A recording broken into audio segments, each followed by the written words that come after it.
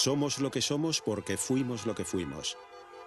La raza humana ha evolucionado desde la más estricta supervivencia en un entorno hostil a la conquista y dominio del mundo que habita.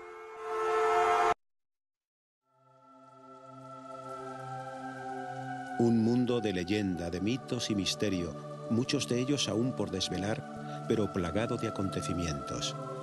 Este es un viaje por un capítulo de nuestra historia, de nosotros mismos. Bienvenido a la cultura de El Argar. Bienvenido al pasado.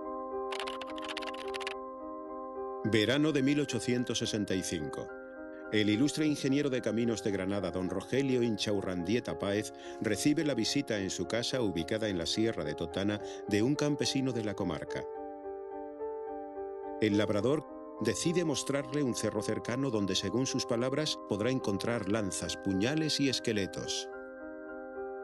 En aquella gran superficie cubierta de cantos, llamaron mi atención 4 o 5 piedras gruesas dispuestas con cierta apariencia de regularidad. Hice excavar y tuve la satisfacción de encontrar a corta profundidad una pequeña fosa con un esqueleto sentado y replegado sobre sí mismo con armas de bronce y adornos de plata.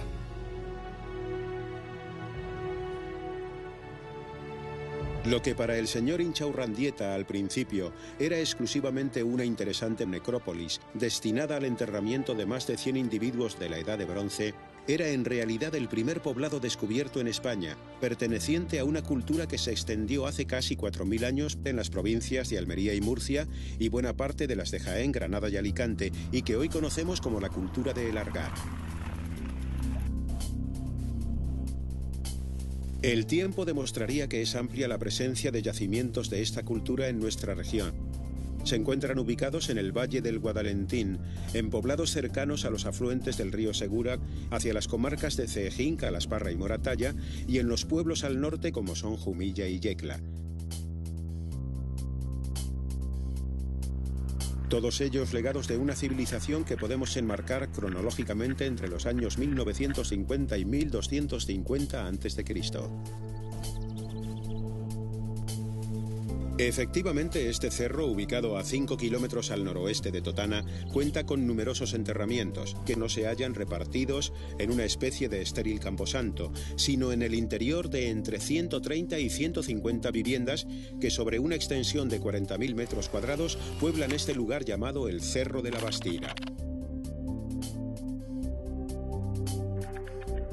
Habitado entre 1675 y 1100 a.C., el poblado llegó a albergar entre 600 y 800 habitantes en torno a 1550 a.C., su época de máximo esplendor.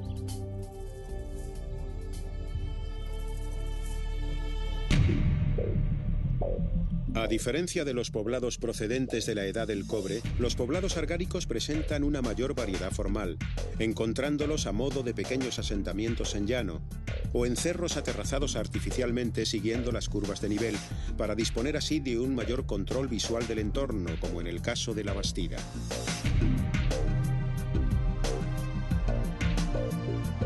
Un lugar que sin duda no fue escogido al azar. Cercanía de tierras de cultivo y fuentes de agua entre la rambla del Ébor y el Barranco Salado. Buenos pastos para la ganadería. Zonas ricas en minerales para la elaboración de metal. Cercanía a las maderas y caza de sierra espuña. Abundancia de tierra arcillosa para desarrollar su artesanía. Buena disposición defensiva y control de rutas estratégicas y comerciales justifican la elección.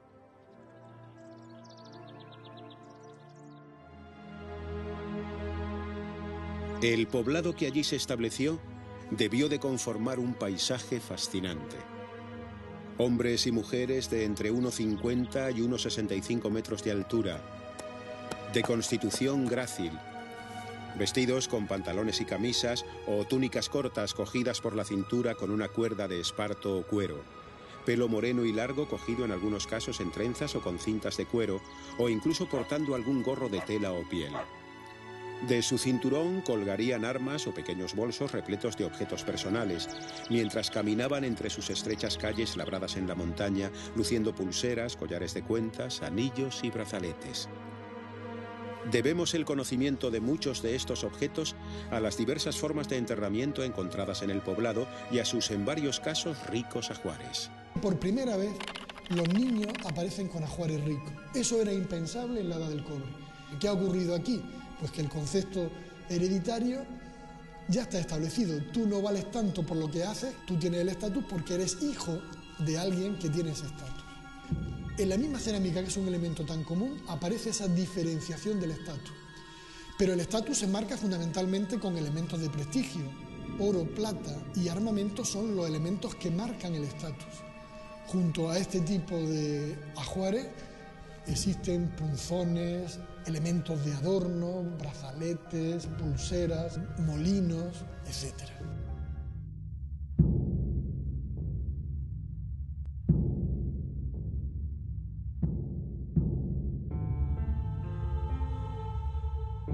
La principal característica de esta cultura estriba en la ruptura con una tradición funeraria común en culturas precedentes: la ubicación de los difuntos en enterramientos colectivos.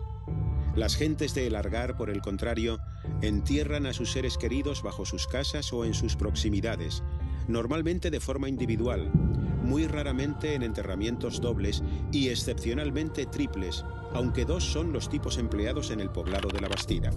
En primer lugar, y más común entre 1650 y 1550 a.C., se da el enterramiento en cista, consistente en un foso excavado en el suelo y revestido de varias grandes lajas rectas de pizarra, caliza o yeso de la zona, dispuestas a modo de caja. El tamaño más habitual suele ser de 1 metro de longitud, 80 centímetros de anchura y 50 de profundidad. Además, era común ubicar una piedra como marca que indicase el lugar exacto.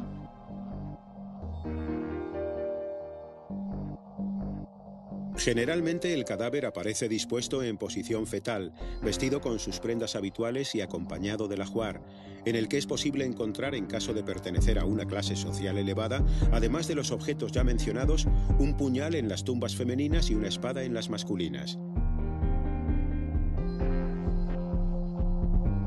Concretamente en La Bastida abundan los ajuares con predominio de la cerámica, al tiempo que son también frecuentes los enterramientos sin ningún tipo de objeto dentro de la tumba.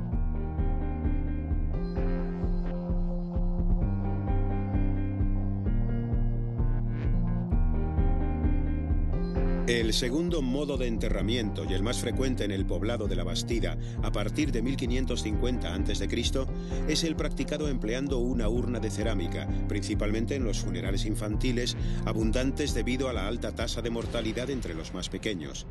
Se introduce el cuerpo en una de estas grandes vasijas y se entierra en la vivienda. Las urnas han aparecido con su boca tapada por una laja de pizarra, otra vasija o piedras de gran tamaño.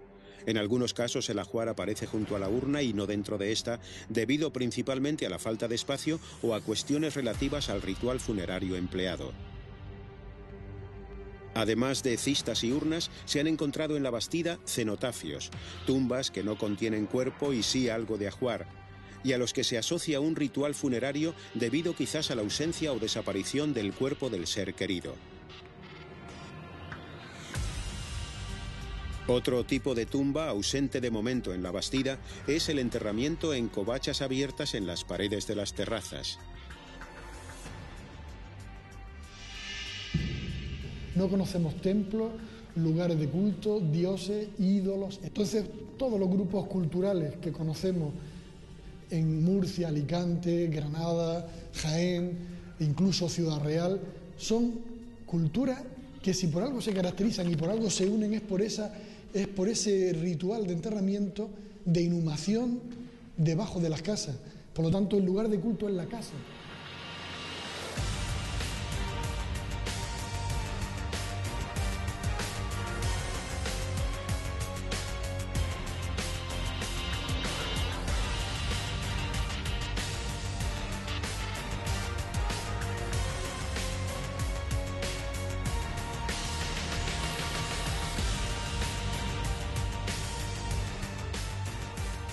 Centrándonos en el urbanismo del yacimiento de La Bastida, encontramos vestigios de un amurallamiento, sobre todo en la parte alta del mismo. que nos permite suponer, junto a los ajuares funerarios encontrados, que los habitantes contaban con una estructura social piramidal y muy jerarquizada. Teniendo en cuenta la distribución piramidal del mundo argárico, en donde tenemos una casta de guerreros, que son los jefes, unos guerreros que están al servicio de esos jefes, en donde hay un campesinado de hombres libres y muy probablemente una gran masa de población libre, y en la parte inferior, en la base de la pirámide, probablemente unos siervos, pues estamos hablando de una estructura piramidal que el urbanismo recoge. Las calles, estrechas e irregulares, a veces incluso con peldaños, sacrifican la comodidad por la facilidad de defensa, para lo que el poblado conjuga los recursos naturales que suponen los cortados de las ramblas y las pendientes con construcciones tales como las citadas murallas. También existen espacios abiertos o lo que podríamos denominar plazas, conformadas por espacios de unión entre diferentes caminos. Las viviendas aparecen agrupadas en pequeños barrios, dependiendo de la función de sus habitantes y de su escala social.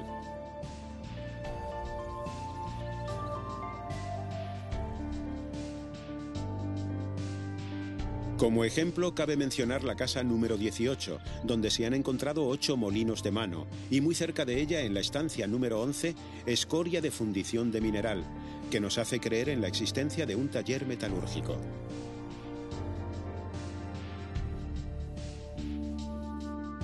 Debieron también abundar las casas de agricultores y ganaderos, algunos de los oficios sin duda más frecuentes, así como varias viviendas que suponemos habitadas por artesanos del barro y el metal, entre otros.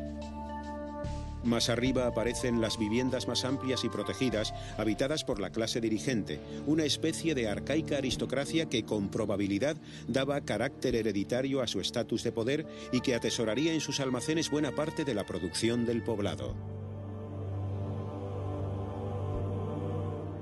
Y la Bastida es un modelo clásico de urbanismo orgánico. Es decir, la Bastida, ya he dicho antes que si yo tuviera que poner un modelo de urbanismo, sería la Bastida de Totana.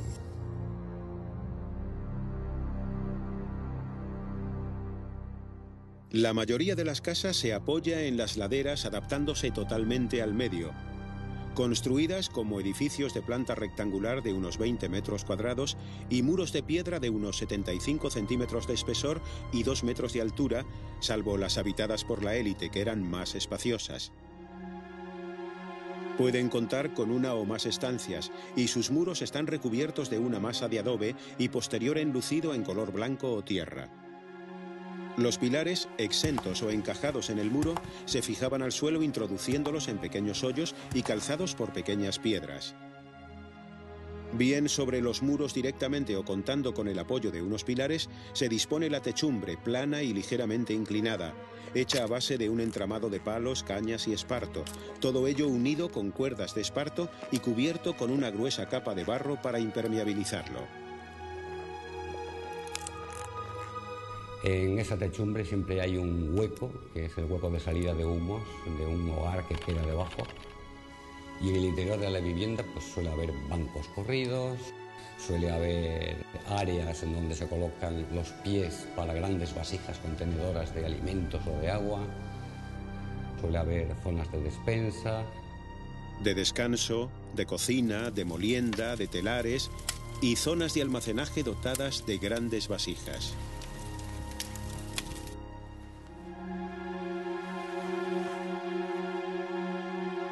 La artesanía textil es sin duda otra de las labores primordiales en esta cultura, trabajándose lino, lana y otros materiales naturales sobre sencillos telares verticales, apoyados sobre una pared en el interior de las viviendas y ubicados cerca de la entrada para disfrutar de una mejor luz. Estos telares cuentan con una estructura de madera rectangular. Sobre un travesaño superior se atan multitud de finas cuerdas estiradas en la parte inferior por pesas de arcilla, sobre las que con varillas de madera o punzones de hueso y metal se procede al tejido de la tela. También es muy común la elaboración de cuerdas de esparto, útiles tanto para la fijación de los elementos constructivos de las viviendas como para labores de ganadería o incluso confección de capazos, sandalias y otros objetos. En algunas de estas viviendas figuran bancos corridos de mampostería junto a los muros, construidos para sustentar vasijas y otros enseres domésticos. La molienda se realiza colocando el cereal, legumbres o incluso frutos secos sobre una piedra plana y alargada, haciendo un movimiento de vaivén. Una piedra alargada que está colocada en el suelo y con otra mucho más pequeña sobre la que se frota para convertirlo en harina. Yo creo que los molinos lo que nos revelan es la fuerte presencia de cereales, de harina, en la dieta alimenticia. Porque no hay que olvidar que no solo con la harina se puede conseguir y obtener pan, un pan evidentemente sin levadura, pero del que tenemos constancia en algunos sitios donde se hace, pero que también con el molino se consigue la harina y con la harina se consigue mezclada con leche de hacer papillas para los niños, y evidentemente el molino lo que va a ser un recurso utilizado por todos. Y sí, luego sabemos del almacenamiento de los cereales en silos o en grandes vasijas. En la Bastida, todas las excavaciones, las distintas campañas que se han hecho, insisten una y otra vez en la existencia de vasijas rellenas de cereales.